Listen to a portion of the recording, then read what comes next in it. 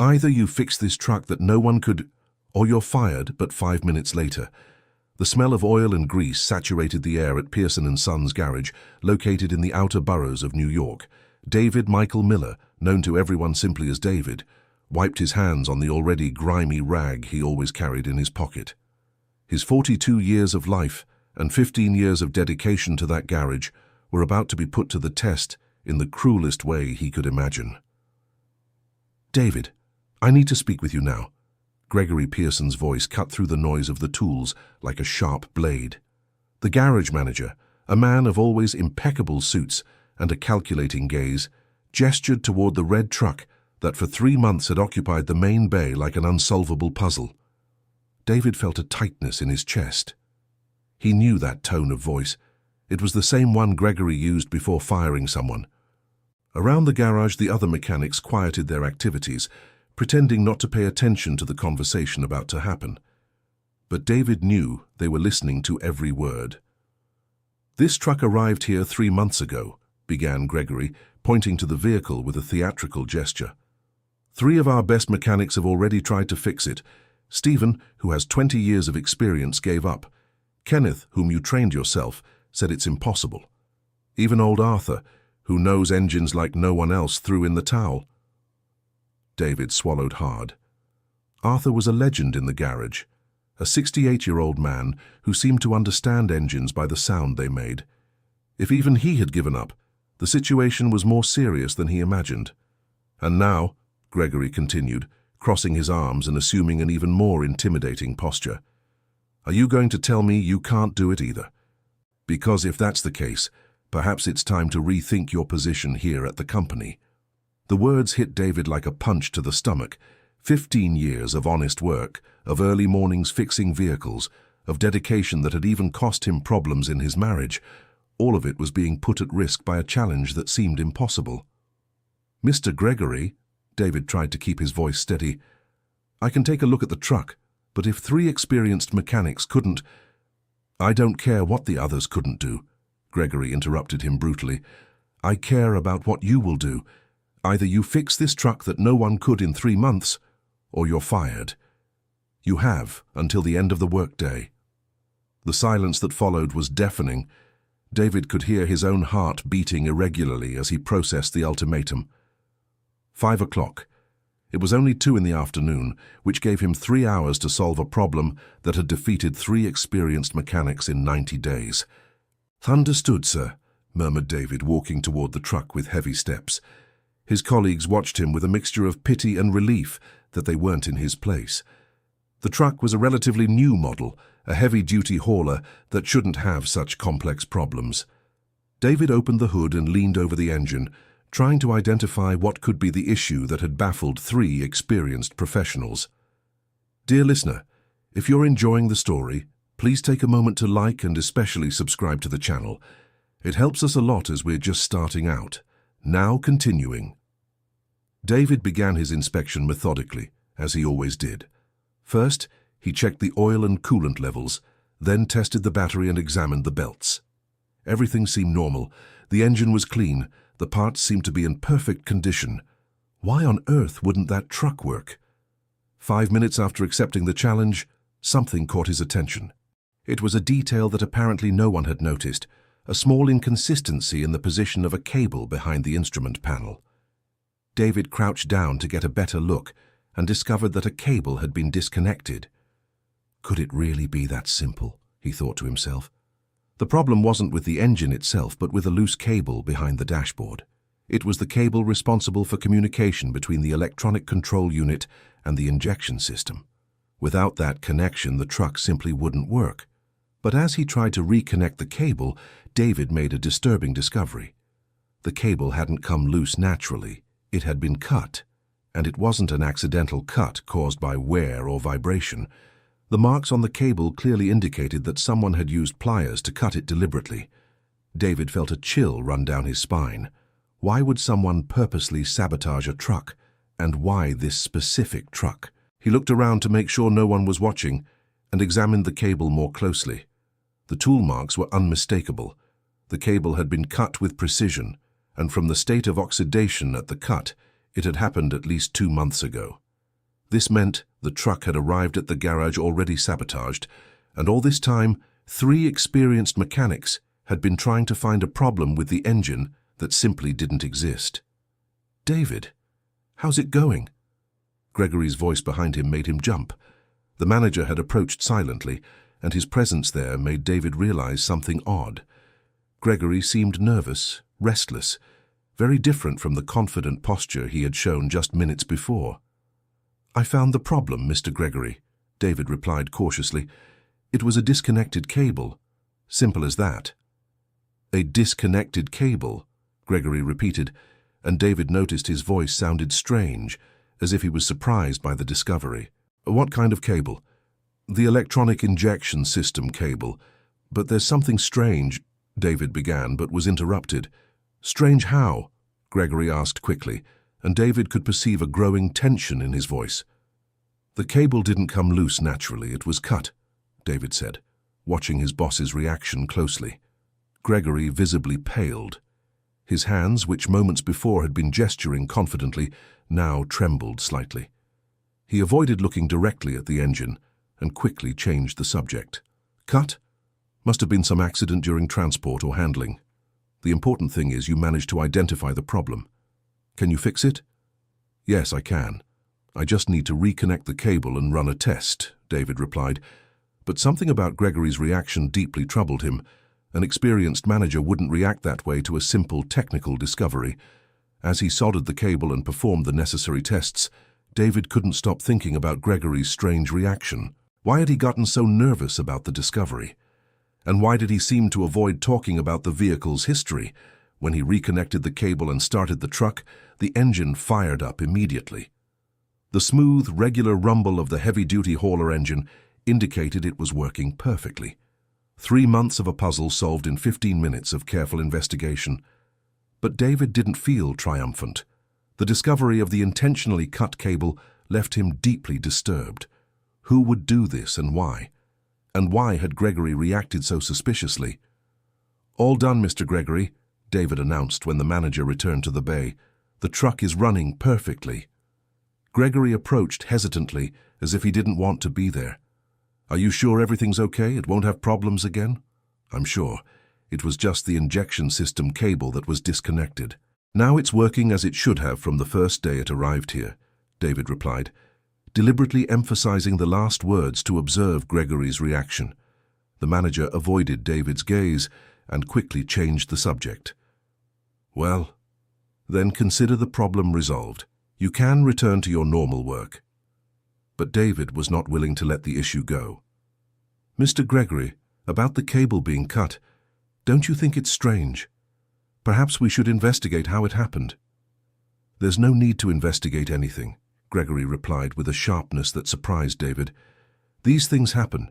What's important is that it's fixed now." The conversation was interrupted by the arrival of Deborah, one of the employees from the administrative side. She approached the bay where the truck was and greeted the 2 men. "Hi, David. Hi, Gregory. Did you finally manage to fix the problem with your brother-in-law's truck?" she asked naturally, unaware of the tension her question would cause. David felt as if he'd received an electric shock. Brother-in-law? The truck belonged to the manager's brother-in-law? That would explain a lot about Gregory's strange behavior. "Deborah, can you return to your department?" Gregory said quickly, with a harsh tone that startled the woman. "Sorry, Gregory, I didn't mean to bother. I just wanted to know if you finally got it fixed," she replied, walking away confused by the manager's unexpected reaction. David and Gregory were alone again, but the atmosphere had completely changed. The information revealed by Deborah had put a new perspective on the whole situation. "The truck belongs to your brother-in-law?" David asked directly. "Yes, it's Bradley's, my brother-in-law. So what? That doesn't change anything about the work that needed to be done." Gregory tried to sound casual, but his voice betrayed nervousness. "It does change things, Mr. Gregory. It does, because now I understand why you were so nervous about the discovery of the cut cable. And it does because it makes me wonder why a cable would be purposely cut on a family truck," David said, maintaining a respectful but firm tone. Gregory fell silent for a few seconds, clearly trying to think of an adequate response. David could see the gears turning in the manager's mind, searching for a way around the situation. David, you're imagining things. The cable must have been damaged during some transport or improper handling. These things happen, Gregory finally replied, but his explanation sounded unconvincing. With all due respect, Mr. Gregory, but I've worked with cars for 15 years. I know the difference between a cable that wore out naturally and one that was cut with a tool. And this one was definitely cut on purpose, David insisted. The tension in the air was palpable. Other employees in the garage began to notice something was happening and discreetly moved closer to hear the conversation better. David, my patience has limits. The truck is running. The job is done. That's all that matters. Now return to your station and stop asking unnecessary questions, Gregory said authoritatively, trying to end the conversation. But David was not willing to be intimidated.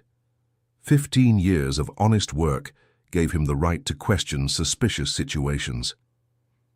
Mr. Gregory, if someone purposely sabotaged this truck, that's a serious problem. We can't just ignore it. Nobody sabotaged anything, Gregory exploded, losing his composure. You're seeing problems where none exist. Do your job and stop creating absurd theories. Gregory's outburst of anger only confirmed David's suspicions that there was something very wrong with the whole situation. An innocent manager wouldn't react with such aggression to a legitimate concern from an employee.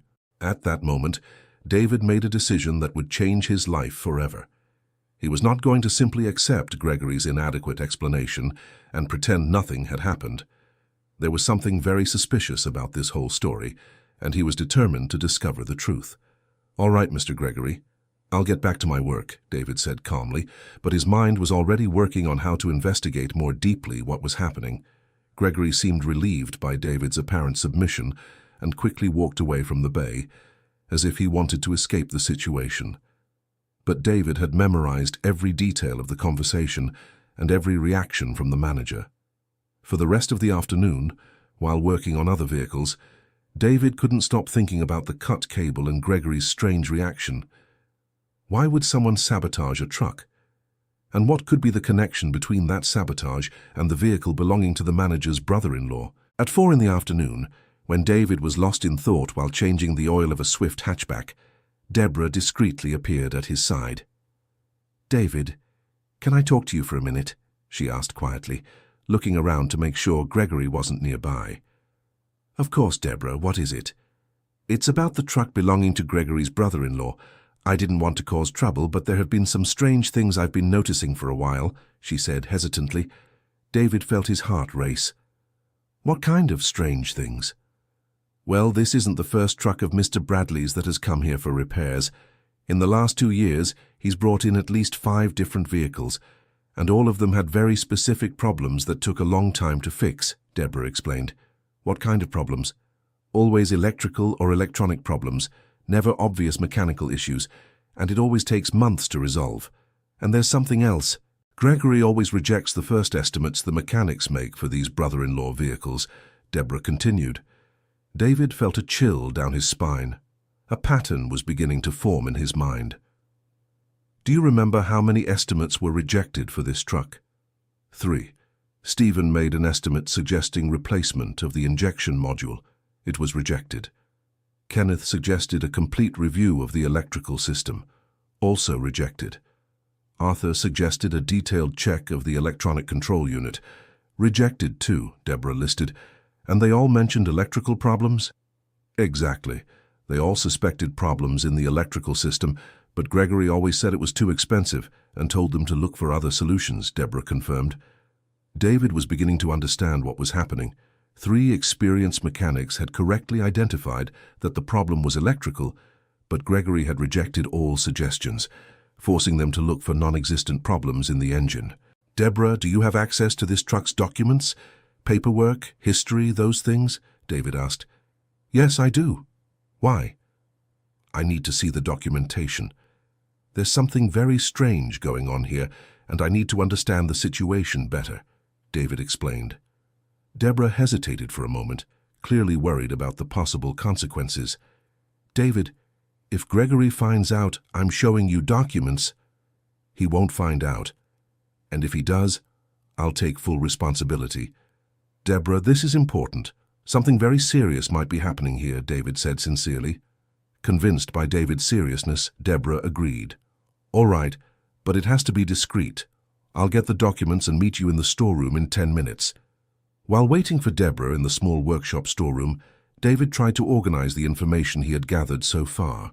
A deliberately cut cable, a pattern of electrical problems in vehicles from the same owner, systematically rejected estimates, and an extremely nervous manager.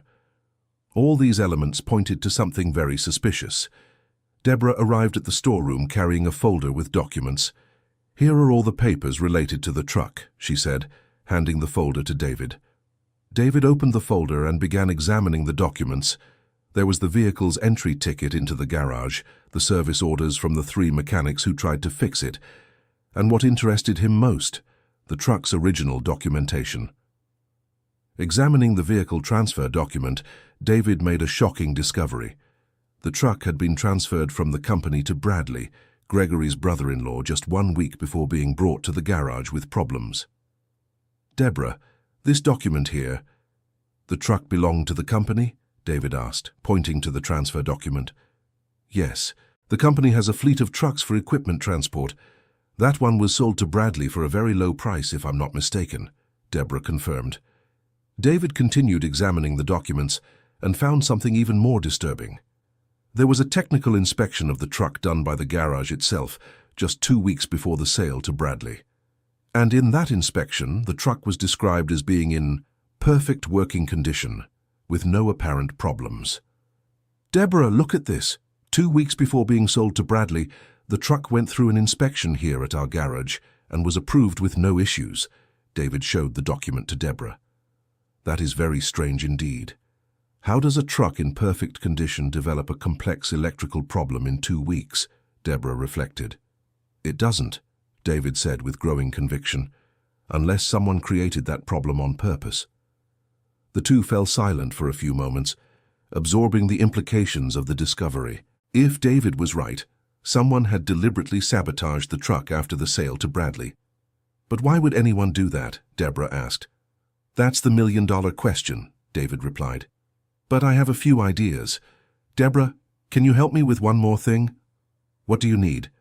I need to see the documentation for the other vehicles Bradley brought here for repairs in the last 2 years. I want to check if there's a pattern, David explained. Deborah agreed to help, but warned they would need to be very careful not to draw attention. They arranged to meet again at the end of the workday to examine the additional documents. Meanwhile, David went back to his normal work, but his mind was completely focused on the mystery of the sabotaged truck. He was beginning to suspect he had discovered something much bigger than a simple cut cable. At 5 o'clock, quitting time, David remained in the garage under the pretext of finishing a job. Most employees had already left, including Gregory, who left quickly without saying goodbye to anyone. Deborah reappeared with more documents. I managed to pull the history of the last 5 vehicles Bradley brought here, and the pattern is even stranger than we imagined. David examined the documents with growing alarm. All 5 vehicles had followed the same pattern. They were from the company fleet, were sold to Bradley for prices significantly below market value, and all developed complex electrical or electronic problems just days after the sale. Deborah, this is no coincidence. Someone is systematically sabotaging these vehicles, David concluded. But why? What would be the goal? Deborah asked, clearly disturbed by the findings. David was beginning to form a theory, but he needed more information before reaching any definitive conclusion. Deborah, do you know Bradley personally? Do you know what kind of business he's in? I know him by sight. He has a large rural property out in Greenwich. They say he's very well off, but I never knew exactly what he does for a living, Deborah answered. Dear listener, if you're enjoying the story, please take a moment to like and especially subscribe to the channel. It helps us a lot as we're just starting out. Now continuing. A rural property, David murmured thoughtfully. Deborah, in the vehicle documents, did you see where they were transported after the repair? Deborah picked up the documents and checked. Strange. In every case, the vehicles were picked up by Bradley himself and taken directly to his property in Greenwich. David was starting to see the full picture. Company vehicles being sold for low prices, then sabotaged, repaired at the garage, and finally taken to Bradley's property. But a piece of the puzzle was still missing. Deborah, one last question. Do you have any information about equipment being transported in these vehicles? Deborah thought for a moment before answering. Now that you mention it, I remember Stephen commented once that he found remnants of electronic equipment in one of Bradley's trucks, expensive equipment, testing and measurement devices. The final piece of the puzzle clicked into place in David's mind. Expensive company equipment being transported in vehicles that were later sold for low prices to the manager's brother-in-law. And when these vehicles developed problems, they sat for months at the garage, enough time for the equipment to be discreetly removed and transported. Deborah, I think we've discovered a scheme of misappropriation of company equipment, David said quietly. You mean they're stealing company equipment using the trucks? Deborah asked, shocked. Not stealing. It's more sophisticated than that. They sell the trucks to Bradley for low prices, but with expensive equipment still inside. Then they sabotage the trucks, so they sit for months at the garage, giving them time to discreetly remove the equipment without raising suspicion. David explained his theory. Deborah paled as she understood the implications. David, this is very serious. If it's true, Gregory is involved in fraud against the company itself. And now that I've discovered the cut cable, they know I'm close to the truth. That's why Gregory was so nervous, David added. The two remained silent for a few minutes, processing the gravity of the situation. David knew he had discovered something that could destroy careers and perhaps even result in a lawsuit. But he also knew he couldn't simply pretend nothing had happened. Deborah, I need your help with something very important, David finally said. What do you want me to do? I need you to help me document all of this properly. We'll need solid evidence if we want to expose this scheme without them finding a way to frame us, David explained. Deborah hesitated. David, this is very dangerous. If they find out we know, if we do nothing, they'll keep stealing from the company. And who knows how many innocent employees could be harmed in the future. Besides, now that I know the truth, I can't just pretend nothing happened, David argued. Convinced by David's sincerity and determination, Deborah agreed to help. They devised a plan to discreetly collect more evidence over the next few days. The next morning, David arrived early at the garage, as he always did. But this time he had a specific goal: to examine Bradley's truck more closely before anyone showed up.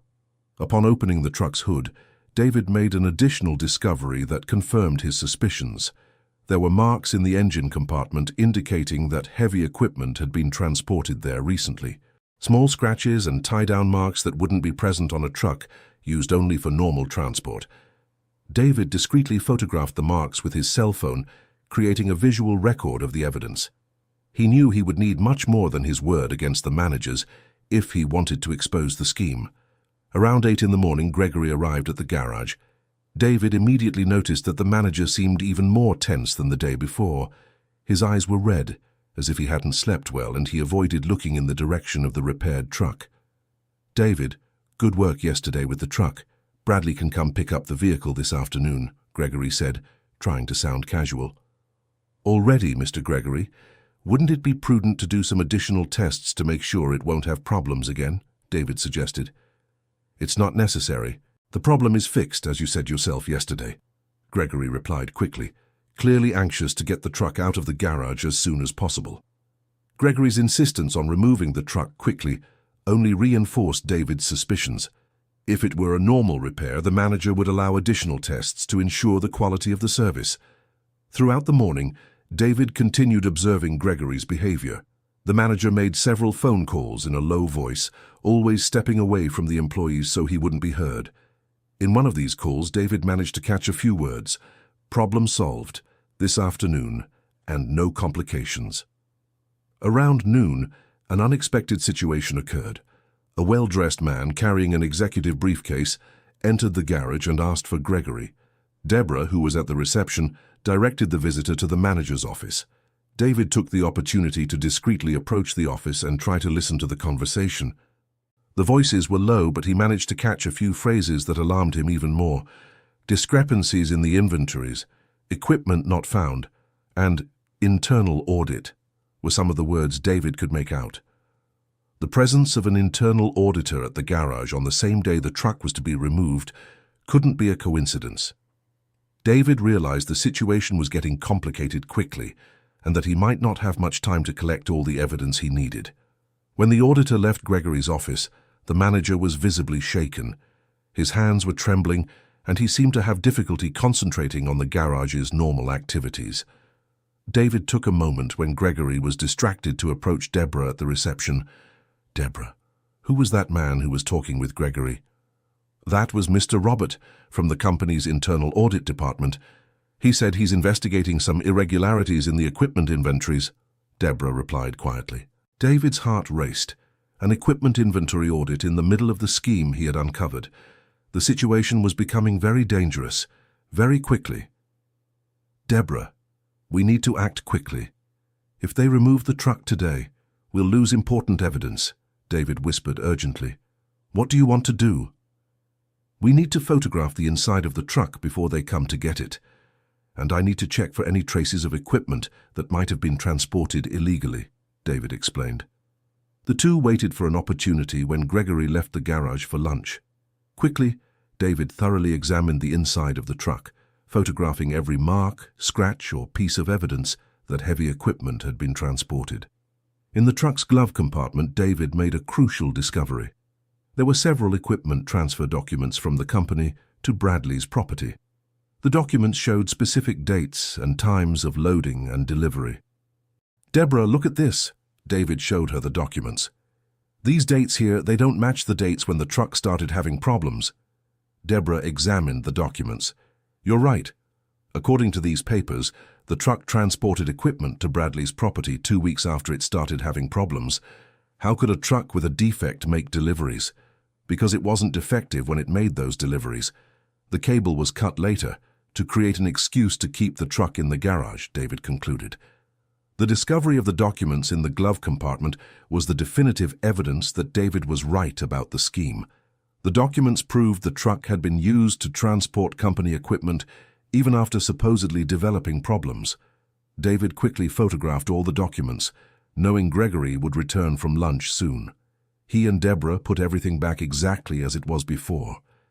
At 2 in the afternoon, Bradley arrived at the garage to pick up the truck. David observed him discreetly and noticed he seemed extremely nervous. His eyes kept darting around and he avoided eye contact with anyone. Is the truck ready? Bradley asked Gregory in a low voice. Yes, it is. David managed to fix the problem yesterday, Gregory replied, also in a low voice. Great. Can I take it now? Of course. Deborah can handle the paperwork for you, Gregory said, signaling for Deborah to prepare the vehicle release documents. David positioned himself strategically to observe Bradley's reaction when he saw the truck working. What he saw confirmed his suspicions. Bradley showed no surprise or joy at seeing the problem fixed. In fact, he seemed almost disappointed. A normal person would be happy to see an expensive problem finally resolved. Bradley reacted like someone who already knew the problem was easily fixable and was counting on it. While Deborah prepared the paperwork, David approached the truck for a final check and took the opportunity to memorize the license plate and other details that might be useful later. Mr. Bradley, just to confirm, you haven't had any more problems with the other vehicles we've repaired here over the last few years? David asked casually. Bradley became visibly uncomfortable with the question. No. They were all resolved satisfactorily, he replied, avoiding looking directly at David. That's good. It's rare to see so many similar electrical problems in vehicles belonging to the same person. Usually these issues are isolated, David continued, watching Bradley's reaction closely. Yeah, must just be bad luck, Bradley murmured, clearly wanting to end the conversation. Gregory noticed the growing tension and quickly intervened. David, you can get back to your work. Mr. Bradley is in a hurry. But David wasn't willing to give up easily. Of course, Mr. Gregory. I just wanted to make sure our client is satisfied with the service. Mr. Bradley, if the truck has any problems again, don't hesitate to come to our garage. The irony in David's voice wasn't lost on Gregory or Bradley. Both understood he knew more than he was saying. Bradley hurried to complete the paperwork and left the garage driving the truck, clearly wanting to get away from the place as quickly as possible. Gregory watched him until he disappeared around the corner. "David, I need to speak with you," Gregory said in a serious tone. "Of course, Mr. Gregory. Your attitude with Mr. Bradley was inappropriate. He is an important client, and I don't like it when my employees ask unnecessary questions," Gregory reprimanded. "I'm sorry, sir. I was just trying to ensure good customer service," David replied diplomatically. "In the future, limit yourself to the technical work. Administrative matters are with me," Gregory said firmly. David nodded, but internally he was more convinced than ever that he had discovered something serious. Gregory's defensive reaction and Bradley's obvious nervousness confirmed they knew he was close to the truth. For the rest of the afternoon, David continued working normally, but his mind was focused on how to proceed with the evidence he had collected. He knew he needed to be very careful, as he was dealing with people who might try to harm him professionally if they discovered he knew the truth. At 5 in the afternoon, when most employees had already left, David remained in the garage organizing his tools and reflecting on the situation. It was then that Deborah approached him with a worried expression. "David, Mr. Robert is back and wants to speak with you," she said quietly. "With me? Why?" "He said he's investigating irregularities related to the equipment transported by the vehicles repaired here. Apparently someone mentioned that you worked on several of those vehicles," Deborah explained. David felt a mix of relief and apprehension. On one hand, the internal auditor's presence suggested the company was already investigating the scheme he had discovered. On the other hand, he could be under investigation as a possible accomplice. "Where is he?" David asked. "In the meeting room. He's waiting for you." David walked to the meeting room with his heart pounding. He knew this conversation would be crucial in determining whether he would be seen as a collaborator in the investigation or as a suspect. Robert was a man of about 50, with a serious but not intimidating appearance. He gestured for David to sit and opened a folder full of documents. "Mr. David, thank you for coming. I'm Robert Miller from the Internal Audit Department. I'm investigating some irregularities related to the transportation and storage of company equipment," he began. "How can I help you, Mr. Robert?" "Well, my records show you worked on the maintenance of several vehicles that were used to transport valuable company equipment. I'd like to know if you noticed anything unusual during those jobs," Robert explained. David realized this was his opportunity to expose the scheme he had discovered, but he knew he needed to be very careful in how he presented the information. "Mr. Robert, may I ask what specifically is being investigated?" David asked cautiously. "We have significant discrepancies between equipment purchased by the company and equipment found in our inventories. Some expensive equipment has simply disappeared, and we're trying to trace where this might have happened," Robert explained. David made a decision that would change his life. "Mr. Robert, I think I have information that could help your investigation, but I need to be sure I'll be protected from retaliation." Robert leaned forward, clearly interested. "What kind of information do you have?" "I discovered evidence that some vehicles were deliberately sabotaged to create an excuse to keep them in the garage for long periods. During that time, equipment could be discreetly removed without raising suspicion," David revealed. "Sabotaged how?" David explained in detail his discovery of the cut cable in Bradley's truck, the evidence of heavy equipment transport, and the suspicious pattern of electrical problems in all the manager's brother-in-law's vehicles. Robert listened attentively, taking detailed notes. "Do you have physical evidence of these claims?" "I do," David replied, showing the pictures he had discreetly taken with his cell phone. Robert examined the photos carefully. "Mr. David, this is very important evidence. Do you have any idea who might be behind this scheme?" "I have my suspicions, but I'd prefer you draw your own conclusions based on the evidence," David replied diplomatically. "I understand." "Mr. David, I'd like you to continue working normally, but stay alert to any additional suspicious activity. And please maintain absolute secrecy about our conversation. The investigation is ongoing and we don't want to alert any possible parties involved," Robert instructed. "Understood, Mr. Robert. One last question. Do you have any evidence that other employees might be involved?" David hesitated before answering.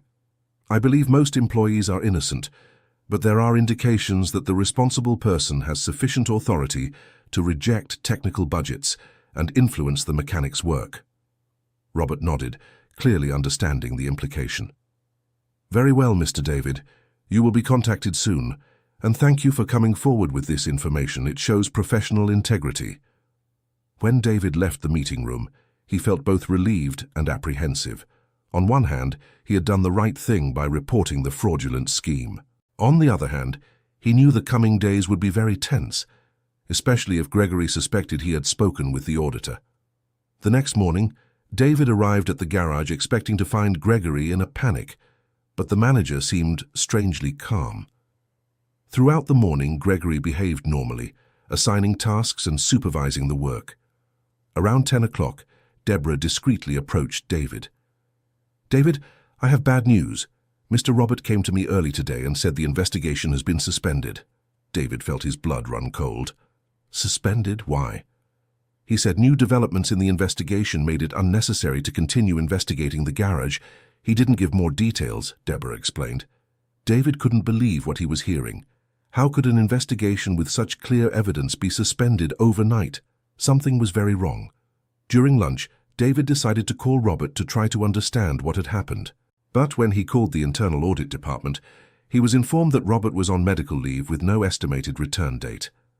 The coincidence was very suspicious. A healthy auditor in the middle of an important investigation doesn't go on medical leave overnight without a very serious reason.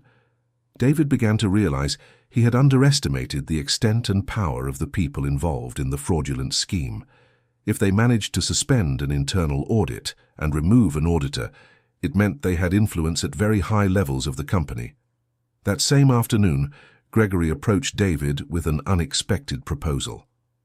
"David, I have an interesting opportunity for you," Gregory began with a smile that didn't reach his eyes. "What kind of opportunity, Mr. Gregory?" "The company is expanding operations and needs a technical supervisor for a new branch opening in Austin. It's a significant promotion, with a 40% salary increase," Gregory explained. David was immediately suspicious. "And when would this transfer be?" "As soon as possible. In fact, if you accept, you could start next week," Gregory replied. The offer of an immediate promotion after discovering the fraudulent scheme couldn't be a coincidence. It was clearly an attempt to remove David from the garage before he could cause more trouble. "Can I think about the proposal?" David asked. "Of course, but I need an answer by tomorrow. It's an opportunity that won't come around again soon," Gregory pressured. That night, David talked with his wife Catherine about the situation. He had decided to tell her everything, as he needed someone he trusted to discuss his options. "David, this is very dangerous," Catherine said after hearing the whole story. "If these people have enough power to suspend an internal audit, imagine what they could do to you if you don't accept the transfer." "But Catherine, if I accept the transfer, they'll keep stealing from the company and harming innocent employees. And besides, what guarantee do I have that they won't fire me as soon as I'm far away from here?" David argued. Catherine fell silent for a few moments, clearly worried about her husband's safety. "What are you going to do?" "I don't know yet, but I have a feeling that if I accept this transfer, I'll just be delaying the problem. These people aren't just going to forget that I know the truth," David reflected. The next morning, David made a courageous decision. He would not accept the transfer and would continue working normally, but he would be extremely alert to any attempt at retaliation.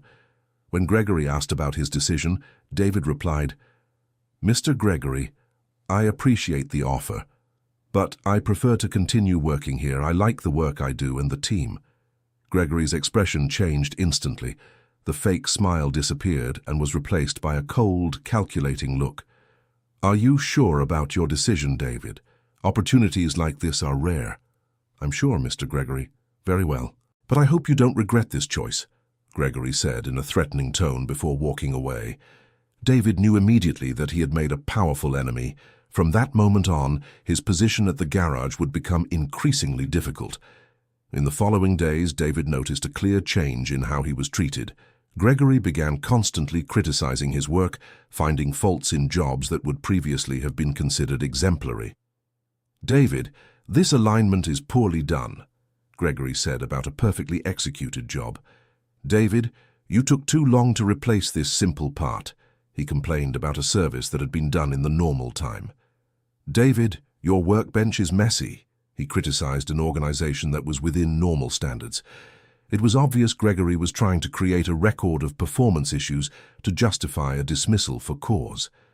David realized he needed to be very careful not to give any real opening for criticism. At the same time, David noticed that new vehicles from the company fleet began arriving at the garage with suspicious electrical problems. The pattern was repeating, but now David was not assigned to work on these vehicles. Instead, Gregory brought mechanics from other company garages to work on these specific cases. David realized his discovery of the scheme had forced a reorganization of the fraudulent operations. 2 weeks after refusing the transfer, David lived a day he would never forget. It was a Friday when 3 company employees arrived at the garage with instructions to conduct a complete inventory of all equipment and tools. "Why are you doing inventory here?" David asked one of the employees. "Orders from above. We have to verify if all the registered equipment is actually here," the employee explained. During the inventory, David watched the process closely. The employees were especially interested in electronic testing and measurement equipment, exactly the type of equipment that appeared in the documents he had found in Bradley's truck. By the end of the day, the inventory employees had found several discrepancies.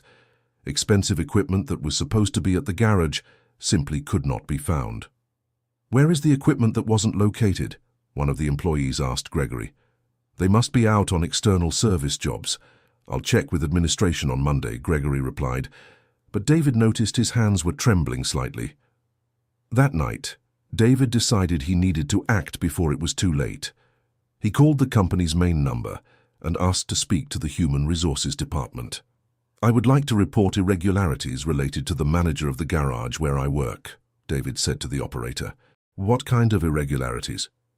"Misappropriation of company equipment and retaliation against employees who discover these irregularities," David explained. The operator transferred him to the Human Resources Manager, Dr. Susan Thompson. David scheduled a meeting for the following Monday, 3 days before completing 15 years of work at the company. Over the weekend, David organized all the evidence he had collected: photos of the cut cable, documents found in the truck, records of the suspicious patterns in Bradley's vehicles, and a detailed account of all the intimidation attempts he had suffered.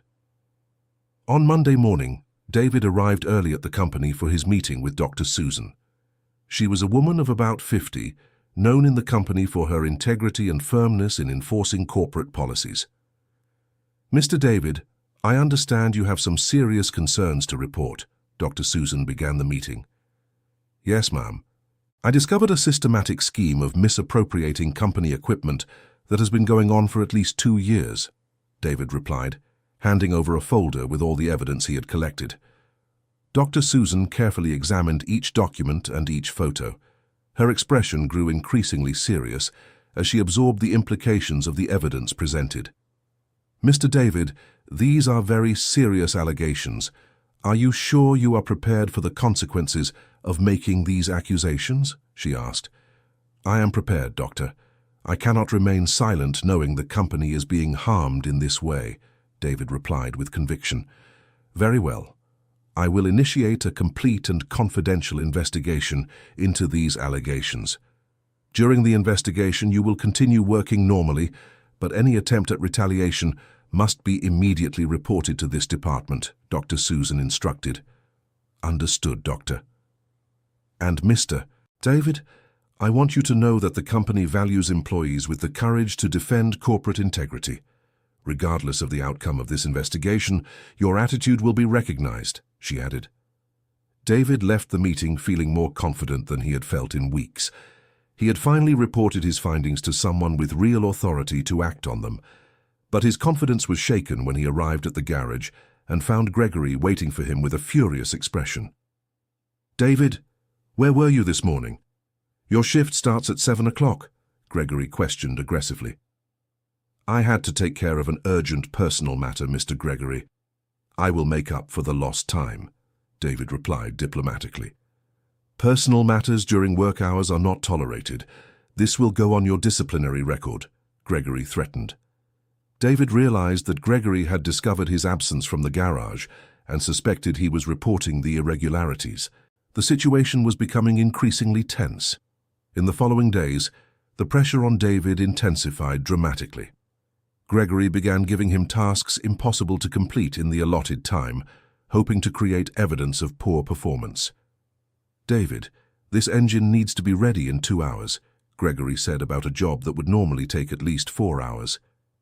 "David, why didn't you finish this job yesterday? The client is complaining." Gregory invented complaints from non-existent clients. "David, your attitude has been harming the work environment here." Gregory made vague accusations without specifying problematic behaviors. Despite the constant pressure, David remained calm and carefully documented each attempt at intimidation. He knew that Dr. Susan had warned about reporting retaliation, and he was creating a detailed record of everything. 1 week after his meeting with Dr. Susan, something unexpected happened. David was working on a standard compact when he heard raised voices coming from Gregory's office. It was an intense argument, but he couldn't make out the words. A few minutes later, Gregory came out of the room, visibly shaken, followed by 2 men in suits, whom David didn't recognize. The men left the garage quickly without speaking to anyone. Deborah discreetly approached David. "David, I think something big is happening. Gregory seems to be in a panic." "Did you hear anything from the conversation?" David asked. "Not much, but I heard the words audit and evidence." "I think it has to do with the investigation," Deborah whispered. For the rest of the day, Gregory remained in his office, making constant phone calls.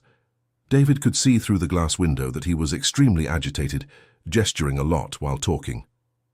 At 4 in the afternoon, Dr. Susan arrived at the garage accompanied by 2 company security guards. She went directly to Gregory's office and closed the door. All the garage employees stopped working and tried discreetly to find out what was happening. The tension in the air was palpable. 15 minutes later, Gregory came out of his office accompanied by the security guards. He was carrying a box with his personal belongings and avoided looking at any of the employees. Dr. Susan addressed all the gathered employees. "Everyone, Mr. Gregory Pearson no longer works for this company. From now on, the garage will be temporarily supervised by Mr. Timothy Sullivan, who will arrive tomorrow morning." After Gregory's departure, Dr. Susan approached David. "Mr. David, I would like to speak with you in private." They went to the room that until a few minutes before had been occupied by Gregory. Dr. Susan closed the door and turned to David with an expression of gratitude. "Mr. David, your courage in reporting the irregularities was crucial to our investigation. We discovered a fraud scheme that caused hundreds of thousands of dollars in losses for the company," she began. "And what will happen now?" David asked. "Gregory Pearson has been terminated for cause and is under criminal investigation. His brother-in-law, Bradley, is also being prosecuted. All the stolen equipment will be recovered," Dr. Susan explained. "And the other employees who were unfairly dismissed in recent years. We are reviewing all cases of dismissals authorized by Gregory over the last 3 years. Employees who were unfairly terminated will be invited to return, with appropriate compensation for the damages caused," she replied. David felt a wave of relief and satisfaction. His courageous decision to expose the fraud had resulted in justice not only for the company, but also for colleagues who had been unfairly harmed. "Mr. David, the company would like to offer you a promotion to Quality and Integrity Supervisor. You would be responsible for implementing new procedures to prevent future fraud," Dr. Susan offered. "I gladly accept, Doctor. But can I continue working directly with the vehicles too? I love the technical work," David replied. "Of course. The position would be a combination of supervision and technical work. I believe your practical experience will be valuable in identifying potential irregularities," she confirmed.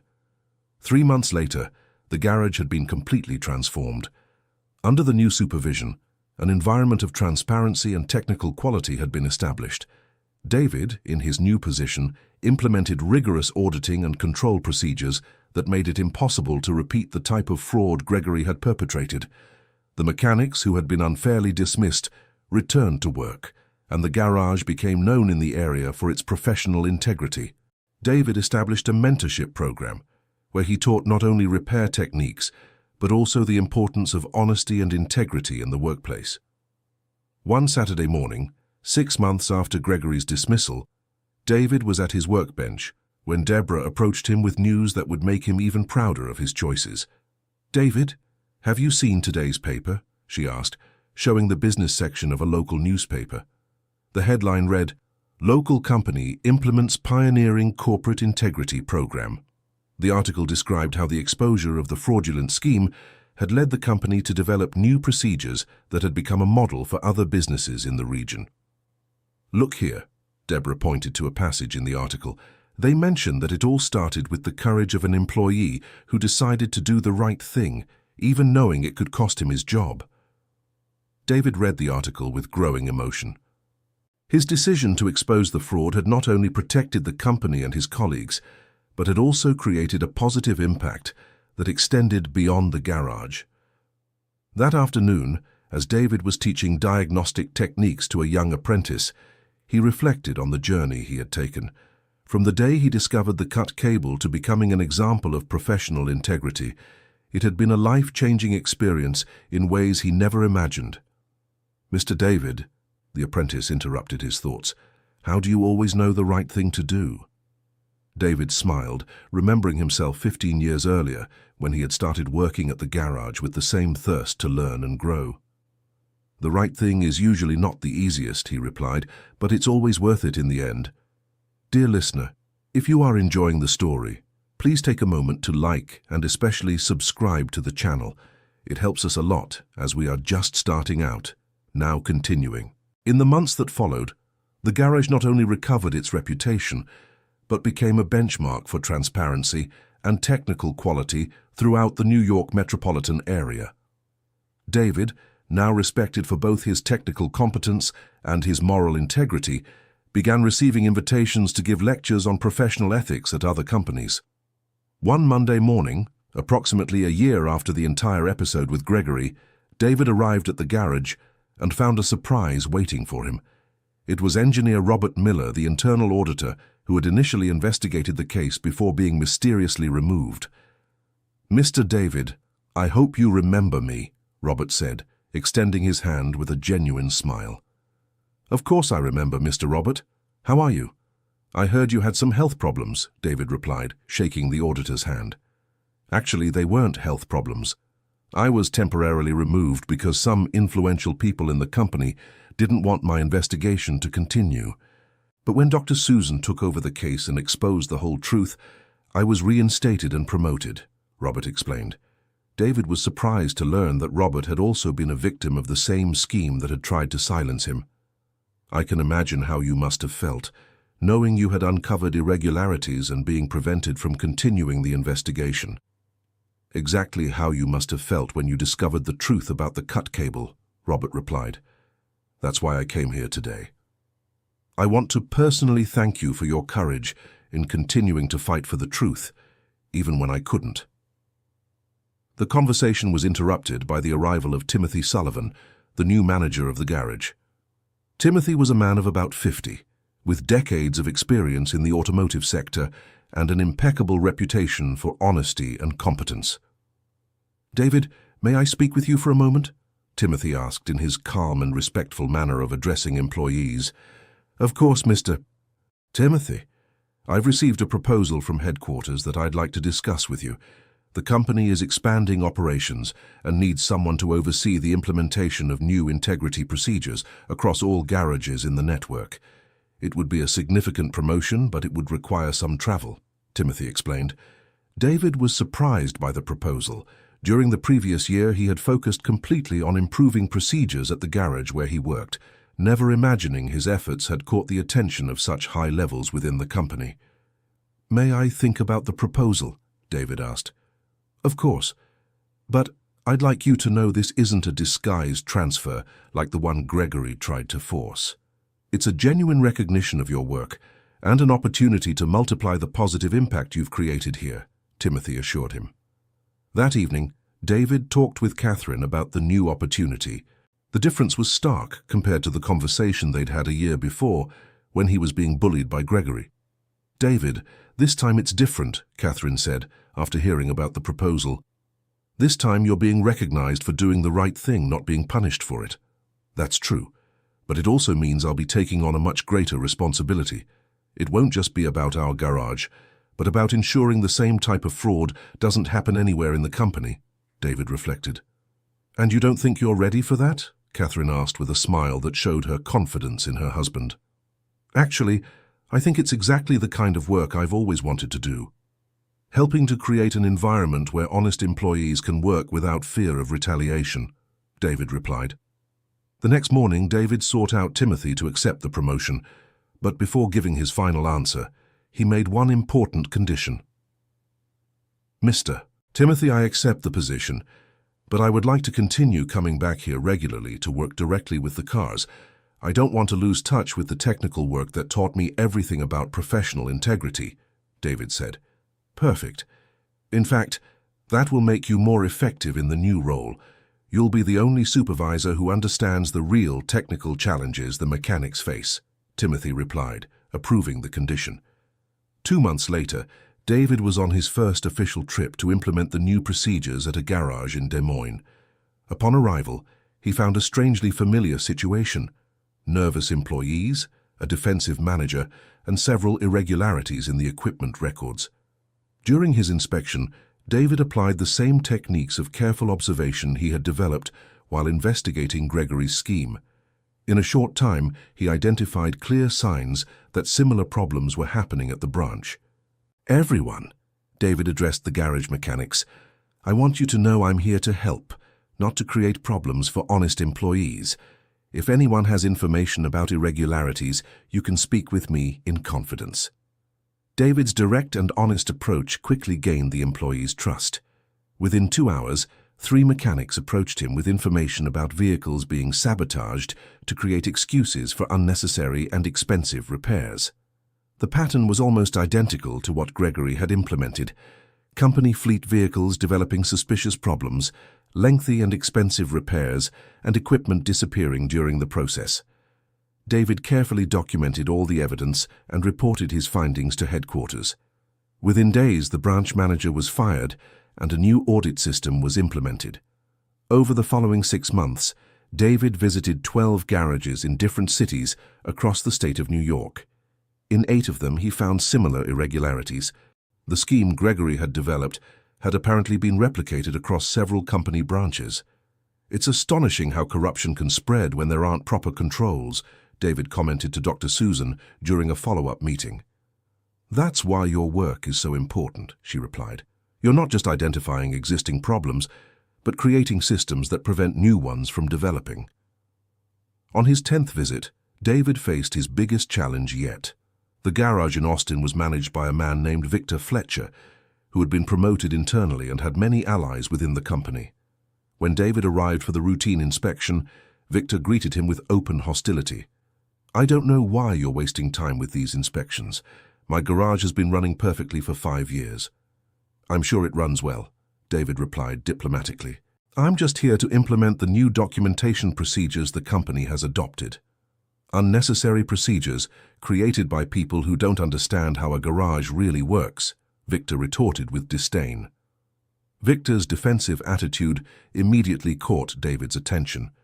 During previous inspections, honest managers had been receptive or at most slightly inconvenienced by the changes. Open hostility usually indicated there was something to hide.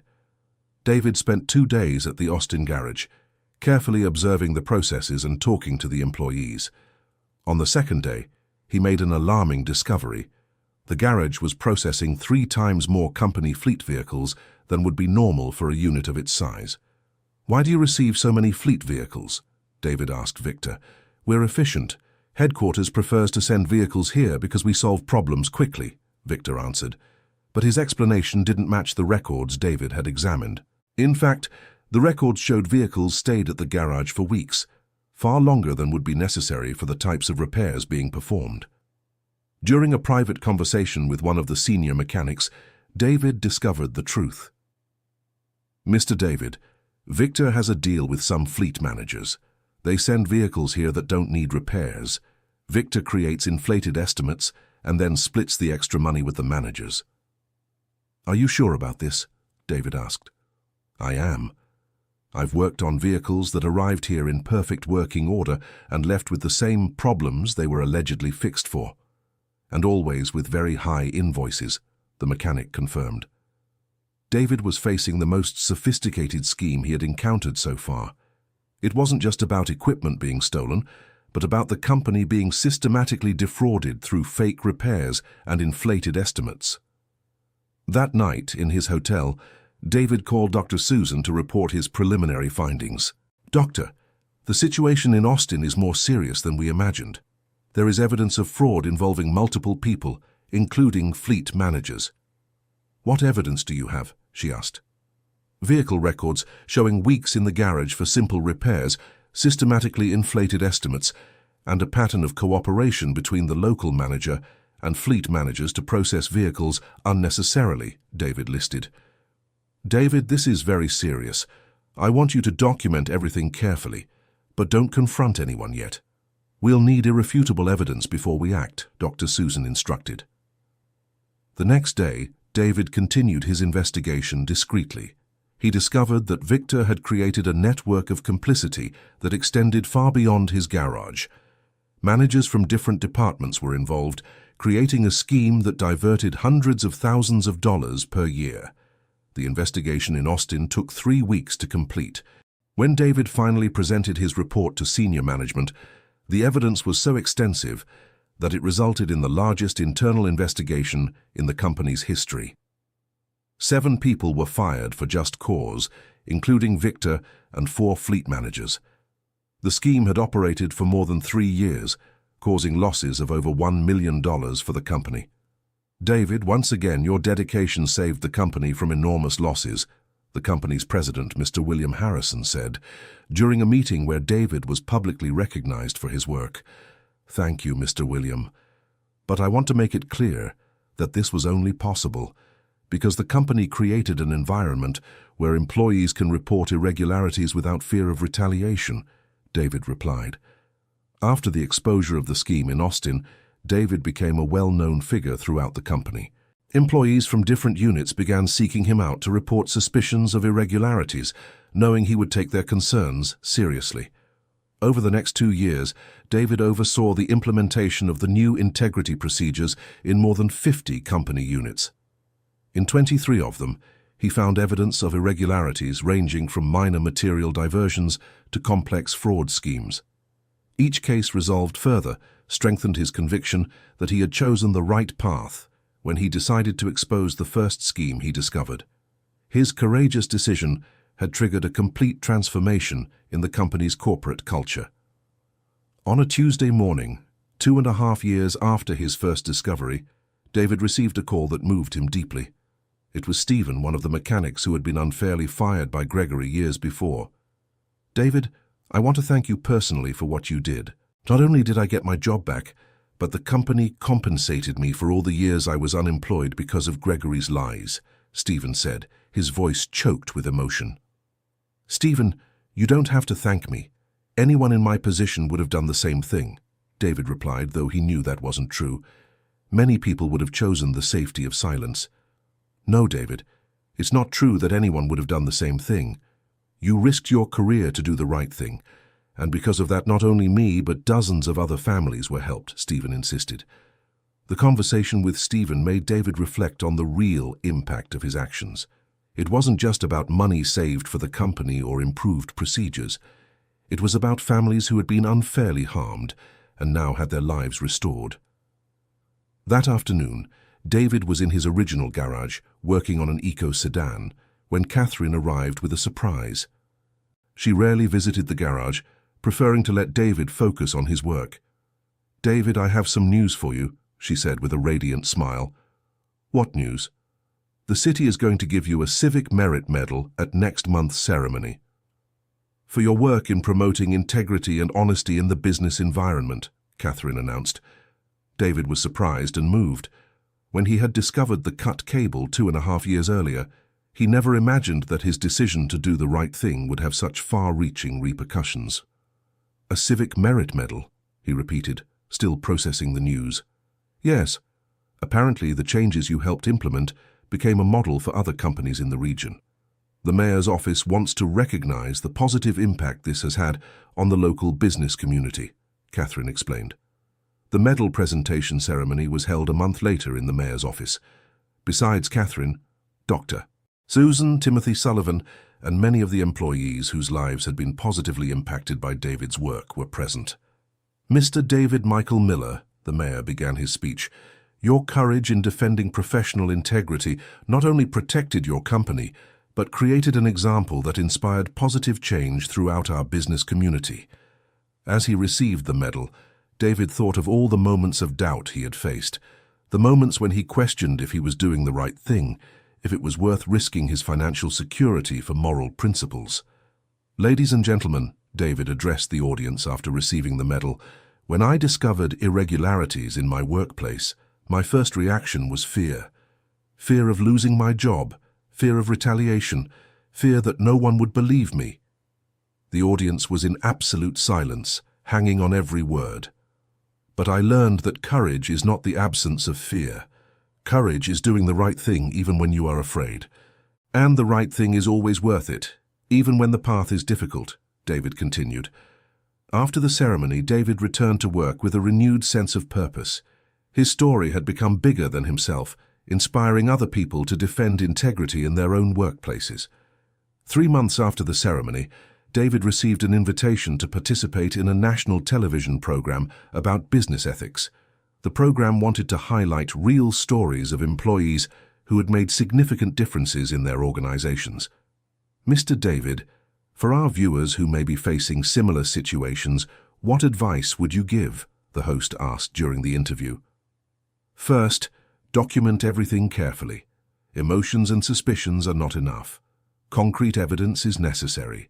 Second, seek the appropriate channels within the company before taking external measures. And third, remember that you are not alone. There will always be principled people willing to support those who do the right thing, David replied. The interview was seen by millions of people and resulted in hundreds of letters and emails from viewers sharing their own experiences with ethical dilemmas at work. David personally responded to each message, offering advice and encouragement. During the months following the television interview, David began receiving invitations to give lectures at universities, companies, and conferences about business ethics. He accepted these invitations whenever possible, seeing them as opportunities to multiply the positive impact of his experience.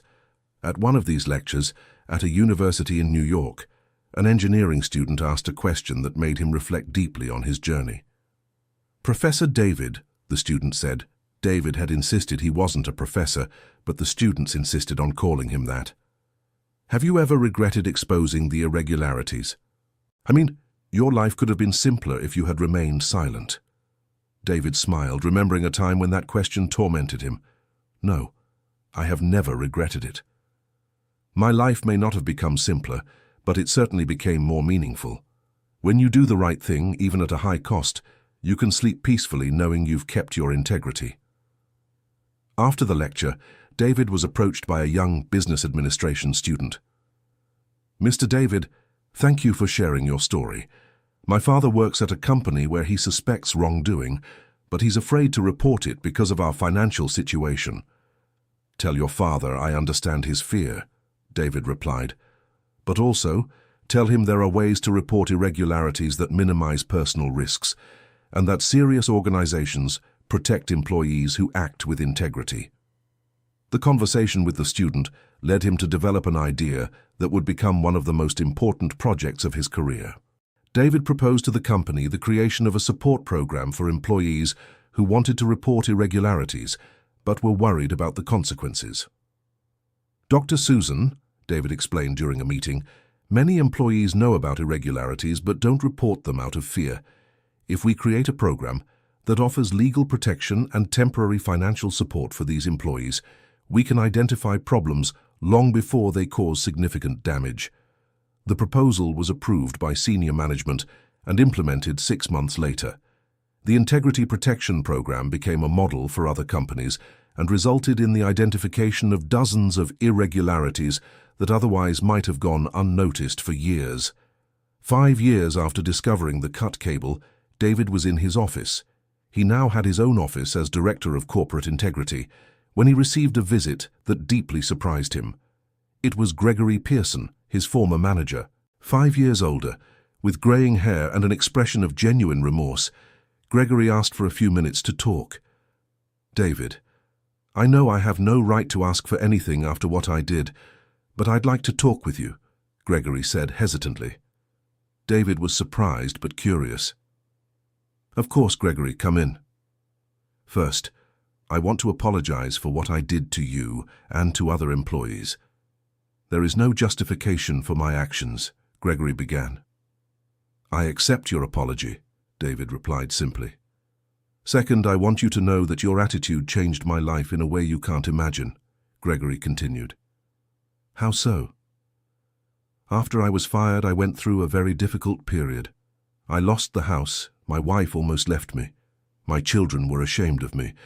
But that period forced me to reflect on who I had become," Gregory explained. David listened in silence, allowing Gregory to continue. "During these 5 years, I worked in lesser jobs, rethought my values, and slowly rebuilt my life based on honesty. Today I work in a small garage where I'm just a mechanic, but I sleep peacefully every night," Gregory said. "I'm glad to hear you found your way back," David replied sincerely. "David, I want you to know that, even though at the time I hated you for exposing my corruption, today I am grateful. You saved me from continuing down a path that only led to destruction," Gregory concluded. The conversation with Gregory was deeply impactful for David. It showed him that even people who were initially harmed by his decision to expose irregularities could eventually benefit from the consequences. 2 years after that conversation, David received an invitation to write a book about his experience. The publisher wanted a work that could serve as a practical guide for professionals facing similar ethical dilemmas. "Mr. David, we believe your story can inspire and guide many people who are facing difficult situations in their work environments," the editor explained. David accepted the project, seeing it as an opportunity to reach people who might never attend one of his lectures or participate in a television program. The book, The Courage of Integrity: How a Cut Wire Changed My Life, was published 2 years later and became a bestseller in the professional development category. The sales generated resources that David used to create a foundation dedicated to supporting employees facing ethical dilemmas at work. During the book launch ceremony, David gave a speech that summarized the philosophy he had developed throughout his journey. "When I discovered that cut wire almost 10 years ago, I was just a mechanic trying to do my job as best I could. I didn't imagine that discovery would change not only my life, but also the lives of hundreds of others," David began. "I learned that integrity is not a luxury we can afford, only when it's convenient. Integrity is a fundamental necessity that defines who we are as people and as professionals," he continued. "Each of you, at some point in your careers, will face a situation where you have to choose between doing the easy thing and doing the right thing. I hope my story encourages you to always choose to do the right thing," David concluded. The audience rose in a standing ovation that lasted several minutes. Among those present were many of the employees who had been helped by David's work over the years, creating a moment of intense emotion. The night after the launch, David was at home with Catherine, reflecting on the extraordinary journey they had shared since that tense afternoon when he discovered the cut wire. "David, do you have any regrets about the choices you made?" Catherine asked. "None," David replied without hesitation. "Every difficulty we faced, every moment of uncertainty, every sacrifice we made was worth it. Not just for the professional results, but for the person I became."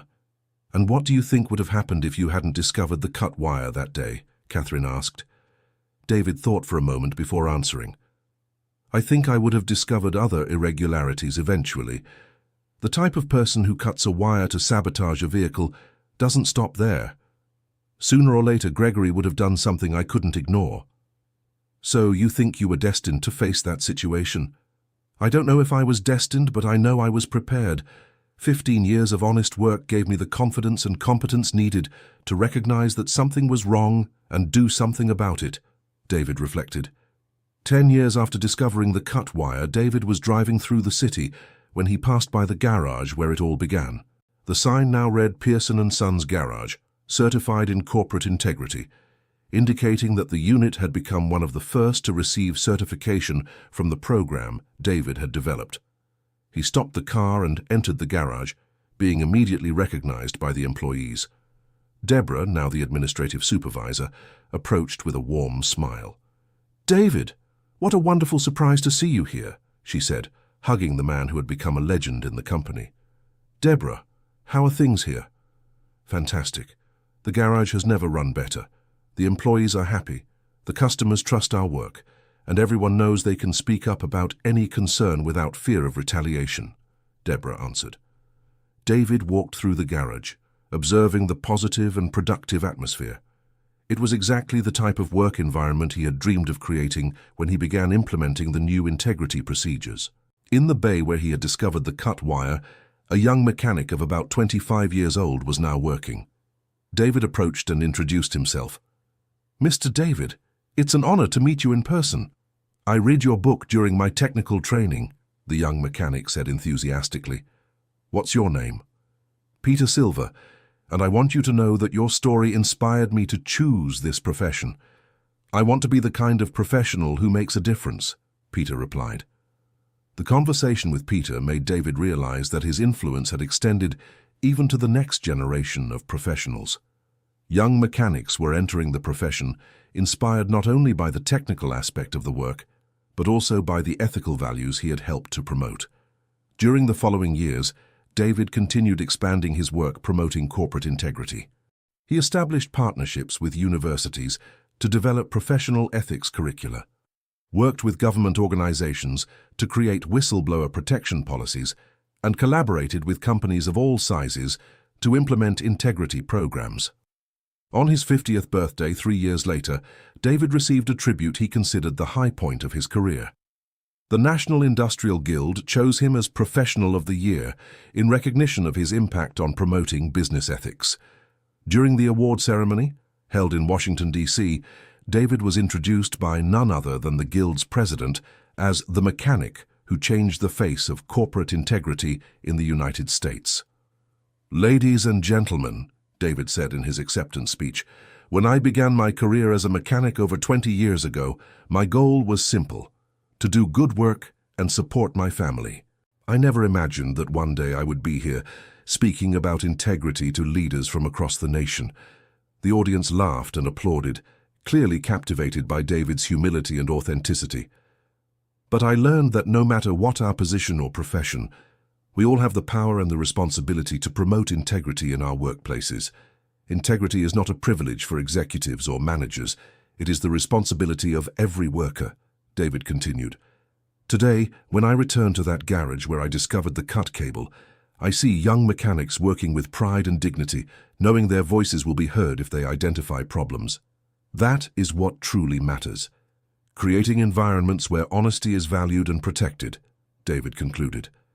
The ovation was so intense and prolonged that David had to make several gestures, asking the audience to sit before he could leave the stage.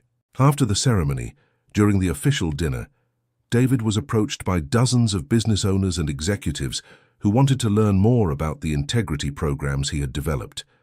Many wanted to implement similar systems in their own companies. "Mr. David," said an executive from a large multinational, "our company has operations in 12 countries.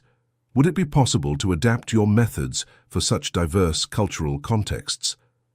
"The details may vary between cultures," David replied, "but the fundamental principles are universal.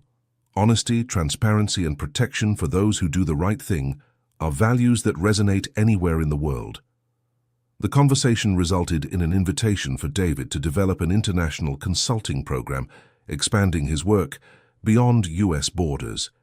It was an opportunity he had never imagined, but one that aligned perfectly with his mission to promote integrity in the corporate environment. During the next 5 years, David traveled to more than 30 countries, helping companies of all sizes implement integrity programs. Each country presented unique challenges, but also confirmed his conviction that ethical principles are truly universal. At a conference in London, David met Sarah Mitchell, a British engineer who had gone through a similar experience to his, exposing fraud at a construction company. they became frequent collaborators, developing methodologies that combined their experiences in different sectors. "David," Sarah said during one of their collaborations, "your story proves that heroism doesn't require grand dramatic gestures. Sometimes, heroism is simply doing what we know is right, even when it's hard." The partnership with Sarah resulted in the development of a training program that was adopted by companies in more than 15 countries. The program became a global benchmark in fraud prevention and corporate integrity promotion. On his 55th birthday, David decided to reduce his international travel to focus on work in the United States and spend more time with Catherine, who had been his constant companion throughout the journey. "Catherine," he said during the birthday dinner, "I want you to know that nothing we achieved would have been possible without your support. You were my anchor during the most difficult times." "David, it has been an honor to share this journey with you. Seeing the difference you've made in the lives of so many people has been the most precious gift I could receive," Catherine replied, with tears of pride in her eyes. That same year, David received an invitation that moved him deeply. The State National University in his hometown wanted to award him an honorary doctorate in recognition of his contributions to business ethics. "Professor David," said the dean during the ceremony. David had finally accepted the title of professor, though he continued to insist he was just a mechanic. "Your story demonstrates that true education doesn't happen only in classrooms, but in every workplace where principled professionals choose to do the right thing." During his acceptance speech, David reflected on the extraordinary journey that had taken him from a simple technical discovery to international academic recognition. "Ladies and gentlemen," he began, "when I discovered that cut wire 15 years ago, I was motivated by a simple concern: to ensure a vehicle functioned properly. I didn't imagine that discovery would lead me to understand that integrity is like a wire in an electrical system. When it's cut, the whole system stops working properly." The audience fell silent, captivated by the metaphor. Our society is a complex system, and integrity is the wire that connects all the components. When we allow corruption to cut those wires, the whole system suffers. But when we have the courage to identify and repair those broken connections, the whole system begins to function as it should, David continued. "Each of you, regardless of your profession or position, has the ability to be an integrity technician. You can identify where ethical connections are broken and work to repair them. That is the responsibility and the privilege of living in a free society," David concluded. The ovation was so intense it lasted nearly 10 minutes, with the entire audience standing in recognition not only of his words, but of the extraordinary journey he had shared with them. After the ceremony, David was approached by a young engineering student who asked him a question that made him reflect on the legacy he was creating. "Professor David, how can we ensure the next generations of professionals maintain the same ethical standards you helped establish?" David thought carefully before answering. "Ethics isn't something that can be imposed from the outside. It must be cultivated through example and ongoing education. Every principled professional who acts with courage inspires others to do the same. That's how lasting change happens. But what if economic pressures make people choose dishonest shortcuts? It's precisely when pressures are greatest that our integrity matters most," David replied. "Anyone can be honest when it's easy. The true test of character comes when honesty has a cost, and I can assure you, based on my experience, that initial cost is always far less than the price of living with ethical compromises." 16 years after discovering the cut cable, David was working in his office when he received a call that filled him with pride and emotion. It was Pedro Silva, the young mechanic he had met years before at the garage. "Professor David, I have some news to share with you," Pedro said with excitement in his voice. "What news, Pedro?" "I've just been promoted to manager of the garage, and I want you to know that my first action will be to implement a mentorship program based on the principles you taught. I want to ensure every young mechanic who works here learns not just repair techniques, but also ethical values," Pedro explained. The news moved David deeply. Seeing the next generation taking responsibility for perpetuating the ethical values he had helped establish was confirmation that his work had created a lasting impact. "Pedro, that's fantastic. You have my full support. And if you need any help developing the mentorship program, I'll be available, David offered. Actually, Professor, I'd like to invite you to be the keynote speaker at the program's launch ceremony. It would be an honor to have the creator of the integrity principles we follow presiding over the start of this new phase, Pedro requested. David accepted the invitation immediately. The opportunity to participate in implementing a professional ethics mentorship program was exactly the kind of project that motivated him most. The ceremony was held 3 months later, in the very garage where it all began. Employees of all ages were present, from veteran mechanics to young apprentices, along with company executives and representatives from the local community. Ladies and gentlemen, David began his speech, 16 years ago, in this very garage, I discovered something that changed my life forever. It wasn't a revolutionary technological discovery. It was the simple realization that someone had deliberately cut a cable to sabotage a vehicle. He gestured toward the bay where he had made the original discovery. That discovery taught me that integrity, like an electrical cable, is fundamental to the functioning of any system. And today, I see a new generation of professionals committing to keep those cables always connected, ensuring our work community continues to function based on honesty and trust, David continued. During his speech, David noticed tears in the eyes of several employees present. They were people whose lives had been positively impacted by the programs he had developed over the years. The mentorship program Pedro is launching today ensures that ethical values are not just nice words in corporate manuals, but living principles that guide every action, every decision, every interaction in this workplace, David said. After the speech, David was approached by a young female mechanic of about 22. She was one of the first women to work at the garage, representing a significant cultural shift that had accompanied the ethical transformations. Professor David, I want to thank you for everything you've done to create an environment where people like me can work with dignity and respect, she said sincerely. What is your name? David asked. Megan. And I want you to know that I chose this profession because I knew that thanks to your work, I would be treated fairly and have opportunities based on my competence, not on prejudices, Megan explained. The conversation with Megan showed David that the impact of his work had extended far beyond fraud prevention. It had helped create more inclusive and respectful work environments for all employees.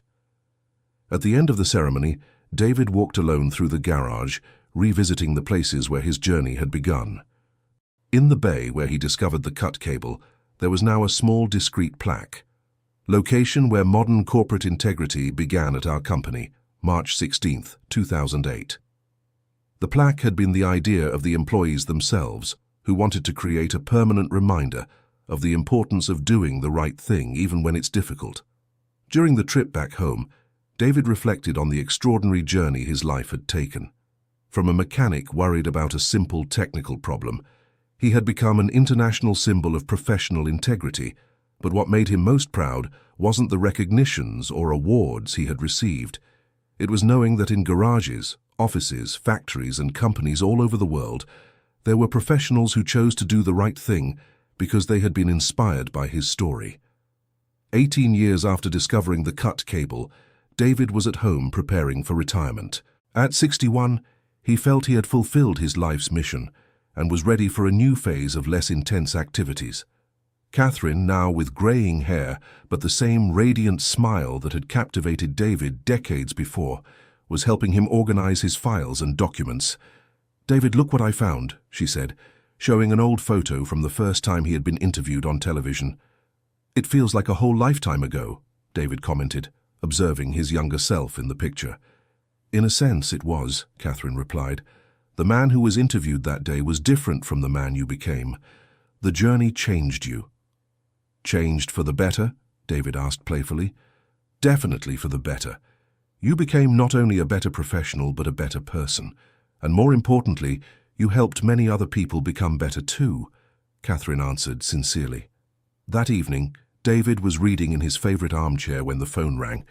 It was an international number he didn't recognize. "Professor David Miller," a voice with an American accent asked. "Yes, speaking." "My name is Michael Johnson. I'm a journalist with the Global Gazette. and I'm writing a series about everyday heroes around the world. I would like to include your story in the series. May I interview you?" David was surprised. Even retired, his story continued to inspire people in places he had never visited. "Of course, it would be an honor," David replied. The interview resulted in a full-page article in the American newspaper titled "The Mechanic Who Changed Corporate America." The article was republished in dozens of international newspapers and resulted in invitations to lecture at American and European universities. At 63, David agreed to do one final lecture tour, this time focused on sharing the lessons learned over 2 decades of work in corporate integrity. In a lecture at Ivy Elite University, David was introduced as one of the modern pioneers in applied business ethics. The auditorium was packed with MBA students, professors, and executives interested in his perspectives. "Ladies and gentlemen," David began, "I came here not as an academic or a theorist, but as someone who has lived the challenges of maintaining integrity in complex corporate environments firsthand." The American audience was clearly fascinated by his practical approach and his concrete examples. "During my career, I learned that integrity is not an abstract concept. It is a practical skill that must be developed and exercised constantly. Like any skill, it strengthens with use and weakens with neglect," David explained. A student raised his hand. "Professor Miller, how can we prepare organizations to deal with employees who are afraid to report irregularities?" Excellent question. The fear of retaliation is the greatest obstacle to organizational integrity. Companies must create not only protection policies, but also demonstrate through concrete actions that they value employees who stand up for ethics, David replied. "Can you give a concrete example?" "Of course. At my company, we created an emergency fund for employees who might suffer retaliation for reporting irregularities. We also established a system where these people receive mentoring and career support. The result is that people feel protected to speak up when they see problems," David explained. During the following 2 weeks, David gave lectures at 6 different American universities. Each lecture was followed by intense question and answer sessions, where students and professors explored the practical applications of his methods. In his final lecture, at the Advanced Tech Institute, David reflected on the global impact that his simple discovery of a cut cable had generated. "When I return to the United States tomorrow," he said, "I will take with me the certainty that ethical principles are truly universal. The questions you asked, the challenges you identified, the solutions you proposed, all of this confirms that people of goodwill anywhere in the world want to work in honest and transparent environments." Back in the United States, David decided to write a second book, this time focused on the international lessons he had learned during his American tour. The book Integrity Without Borders: Global Lessons from an American Mechanic was published 2 years later and became a reference in MBA programs around the world. At 65, David was finally enjoying a quiet retirement when he received a call that filled him with emotion and pride. "Grandpa David," a young, excited voice said on the other end of the line. It was his granddaughter, Chloe, 15 years old, the daughter of his only son, Timothy, who had become an engineer and followed the ethical values his father had always demonstrated. "Chloe, how are you, my dear?" "Grandpa, I have amazing news. I won first place at the school science fair with a project on business ethics. I used your story as the main example," Chloe announced enthusiastically. "That's wonderful. Tell me about your project." "I researched how a single individual can create positive change in large organizations. Your discovery of the cut cable was my main case study. I showed how a small but courageous action can have huge impacts," Chloe explained. The conversation with Chloe made David realize that his story had become part of the next generation's education. His granddaughter had learned about integrity not only through his direct teachings, but by academically studying the impact of his actions. 2 months later, Chloe asked David to come to her school to give a talk to her class about ethics and integrity. It was the first time he would speak to such a young audience, and he was curious about how his concepts would be received by teenagers. "Everyone," Chloe introduced her grandfather to the class, "this is my grandfather, David." He's the mechanic who changed how American companies think about honesty. The class of 30 teenagers looked at David with curiosity, mixed with the typical skepticism of their age. David decided to adapt his approach to be more relevant to them. Folks, how many of you have ever worked somewhere, even if it was an internship or a part-time job? David began. About half the class raised their hands. And how many of you have ever seen something happen at work or at school that you knew was wrong, but didn't do anything about it? This time, almost the entire class raised their hands, some hesitantly. Perfect. You're honest, David said with a smile. We all face those moments. The difference between people with integrity and people without it isn't never facing those situations. The difference is what we do when we face them. For the next 40 minutes, David told his story in a way the teenagers could relate to their own experiences. He drew parallels between uncovering corporate fraud and witnessing bullying at school, between reporting irregularities and reporting cheating on tests. The question you should ask yourselves isn't, "What will happen to me if I do the right thing?" David concluded. The right question is, "What kind of person do I want to be?" Because in the end, our integrity is the only thing that truly belongs to us. At the end of the talk, a student raised her hand. "Mr. David, what should we do if our parents or teachers tell us not to get involved when we see something wrong?" The question touched David's heart. "That's a very important question," he replied. "Sometimes adults say that because they want to protect us. But you can explain to them that staying silent in the face of injustice doesn't protect us. It makes us accomplices. Start with small situations, demonstrate maturity and responsibility, and gradually the adults will learn to trust your judgment." After the talk, several students came up to ask more specific questions. David was impressed by the maturity and sincerity of their concerns. Driving home after the talk, David reflected on how rewarding it was to see that his story remained relevant to new generations. The ethical principles he had championed throughout his career weren't outdated concepts, but timeless values that each generation needed to rediscover and apply in their own contexts. At 66, David received an invitation he considered a special honor. The U.S. government wanted to award him the Industrial Merit Medal, the nation's highest civilian decoration related to business development.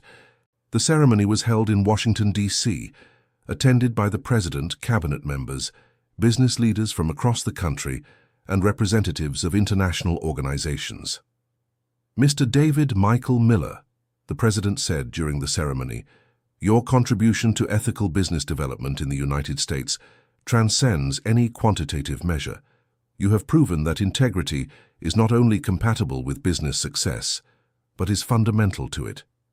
During his acceptance speech, David offered a reflection that summarized his life philosophy. "Your Excellencies," he began, "I accept this honor not in my own name, but in the name of all American workers who choose to do the right thing every day, even when no one is watching." The audience applauded, but David continued humbly, "My story began with a cut cable, but the real story is the thousands of professionals across the United States who choose to keep the cables of integrity always connected. They are the true heroes of this transformation," David concluded.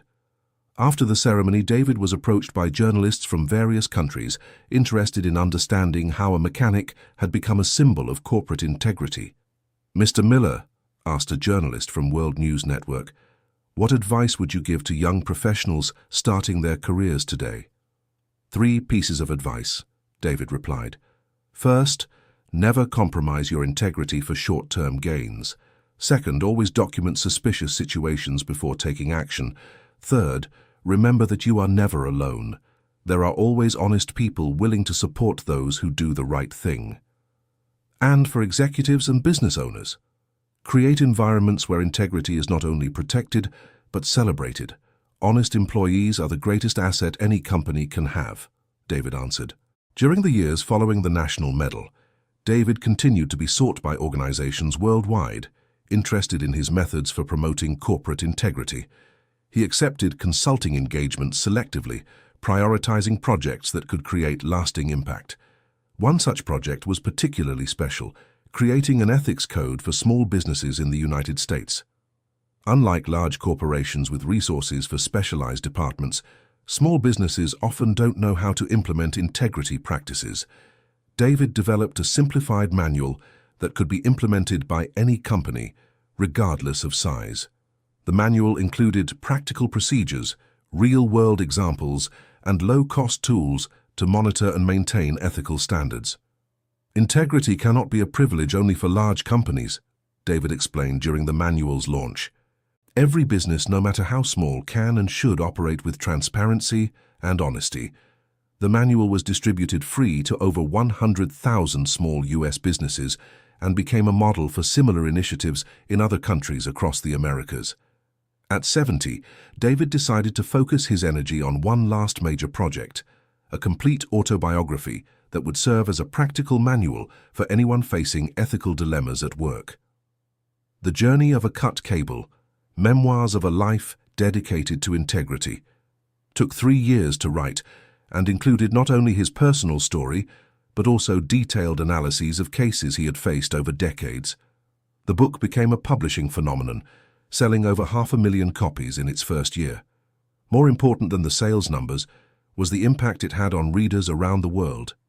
David received hundreds of letters and emails from people sharing how the book had helped them face difficult situations in their own workplaces.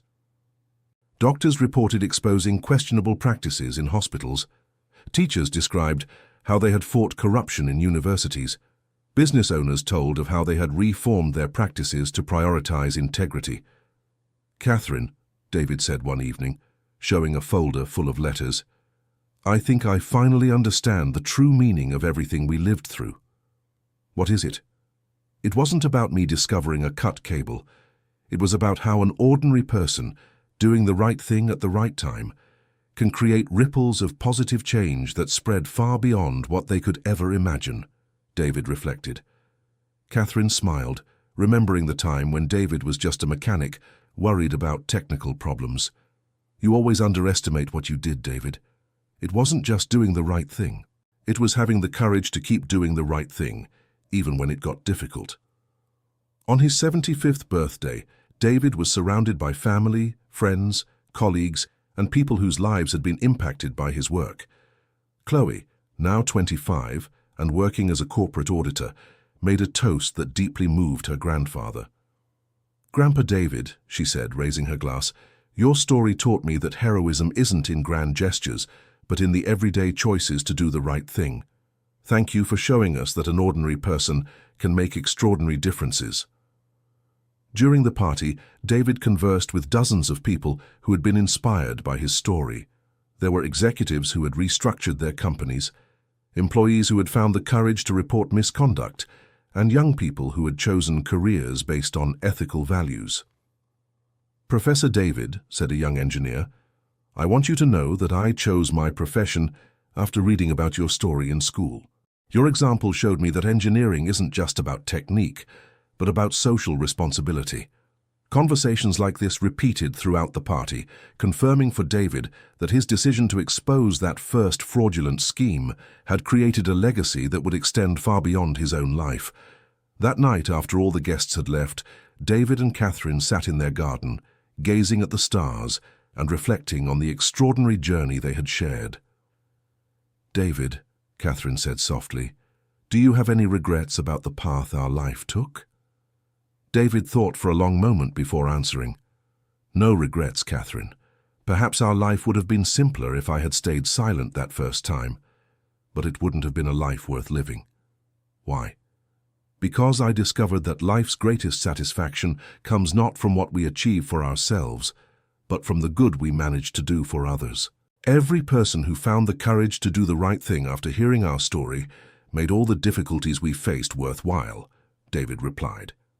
At 78, David began to face the natural challenges of age.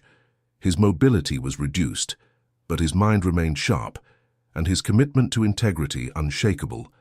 He spent his last active years creating a foundation dedicated to supporting employees facing ethical dilemmas at work. The David Miller Foundation for Corporate Integrity offered legal counsel, temporary financial support, and mentorship for people who needed courage to do the right thing. Chloe took on the executive leadership of the foundation, continuing her grandfather's legacy with the same passion and dedication he had shown throughout his career. "Grandpa," Chloe said during one of their last deep conversations, "how can I ensure the foundation maintains the same values you established?" "Chloe," David answered with the wisdom of decades of experience, "values aren't maintained through rules or policies. Values are maintained through people who live them authentically every day. Hire people with integrity, treat them well, and they will naturally make the right choices." During his final years, David frequently received visitors from around the world interested in learning from his experience. Even with limited mobility, he continued sharing his lessons with anyone genuinely interested in promoting integrity. In one of his last interviews, given to a documentary filmmaker creating a film about his life, David was asked what he considered his greatest achievement. "My greatest achievement," David answered after a thoughtful pause, "wasn't any award or recognition I received. My greatest achievement was proving that ordinary people can do extraordinary things when they have the courage to live according to their values." "And what advice would you leave for future generations?" "That they always remember integrity isn't something you either have or don't have. Integrity is something you choose, every day, in every decision, in every interaction, and that even when it seems like doing the right thing makes no difference, it always does.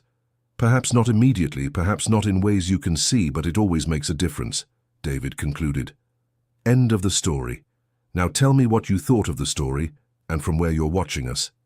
If you have something to share with us, leave it in the comments with sincere words. Do you believe David made the right decisions? We would love to read your opinion. Thank you so much for your company. Don't forget to leave your like and, most importantly, subscribe to the channel so you don't miss other exciting stories.